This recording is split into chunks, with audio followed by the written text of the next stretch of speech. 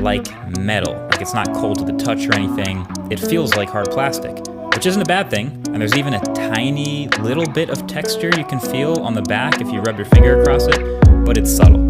There's a couple more interesting things about this metal build.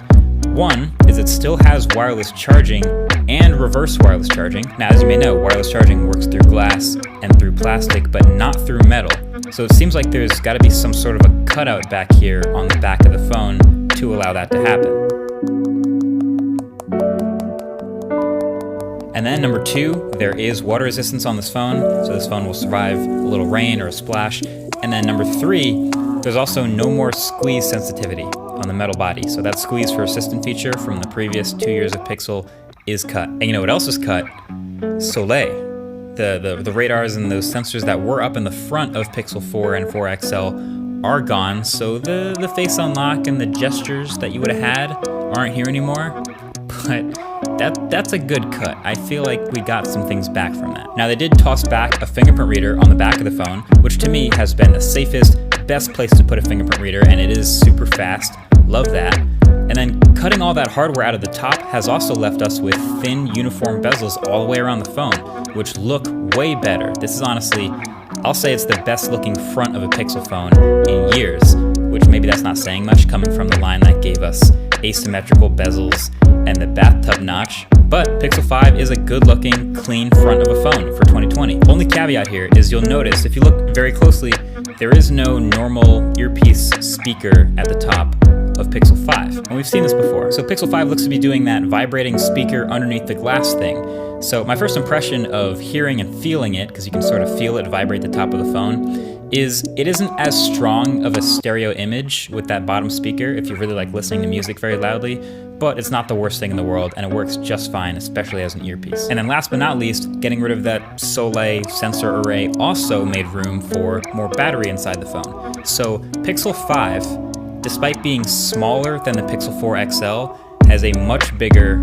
4080 milliamp hour battery, up from 30. To your life about your technology power levels. This is so good. Thanks again to today's sponsor, Policy Genius. Insurance might sound like a boring dad thing to think about and talk about. Well, good news, I'm the Everyday Dad, and I'm gonna hit you with some dad knowledge today. You should always make sure to be properly insured. And that's advice that I give despite who is sponsoring a video. Luckily, today's sponsor, Policy Genius, can help you check off two very big insurance items with ease. They'll let you compare life insurance rates and save money in the process. Plus, Policy Genius is the marketplace and not the insurance company, meaning they can give you free, unbiased advice without trying to sell you on a specific company. And you could save $1,300 or more per year by using Policy Genius to compare life insurance policies. We all think we are immortal and invulnerable, but after my motorcycle accident a few years ago, let me tell you, I'll never personally go without life insurance again. You've got to make sure that your family is taken care of in case something happens to you. And with today's message, you can save 50% or more on life insurance by comparing quotes with Policy Genius. Head on over to policygenius.com/theeverydaydad to shop their market and start saving today. The next reason I would recommend buying the iPhone 12 Pro Max is that main camera. Holy jeez.